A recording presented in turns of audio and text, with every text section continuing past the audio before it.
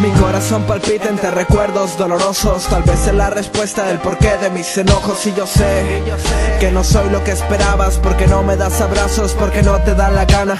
Qué ironía, si tan solo supieras que pienso en ti todo el día. Que si algo te pasara, te lo juro, moriría. Eres aquella dama que se ahoga en alegría. Estando sin mí, ¿para qué estar a mi lado si ya no te hago feliz? Tengo la culpa de todo, yo no te merezco, por eso debo estar solo. Busco una persona que sea idéntica a ti, que no te bese cuando quieras y te haga recordar lo que tú me haces a mí. Y no te culpo, sé que es tu forma de ser, pero hay veces que esto cansa, mis lágrimas lo dicen, no lo puedes ver. Y lloro a escondidas porque sé que te molesta. Mantengo la esperanza pero aún tengo mis maletas.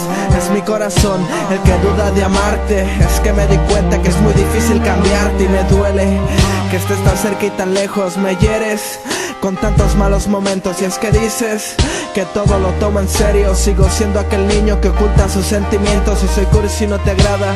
Perdona niña, es que hoy en día mi alma está enamorada. Y te pido que no cambies. Le pediré una estrella, un deseo, que me ames. Dame lo que nunca nadie dio. La decisión que yo he tomado es la mejor para los dos. El recuerdo de él no te deja mirarme a mí, pero yo lo olvidé a ella para poder ser feliz. Sonreír junto a ti, pero veo que no se puede.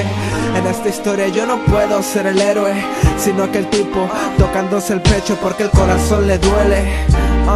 Porque el corazón le duele.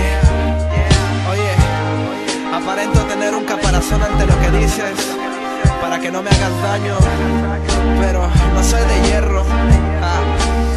Oye, solo bésame y haz que el mundo se detenga. Ven a mis brazos y sobre todo no te vayas más.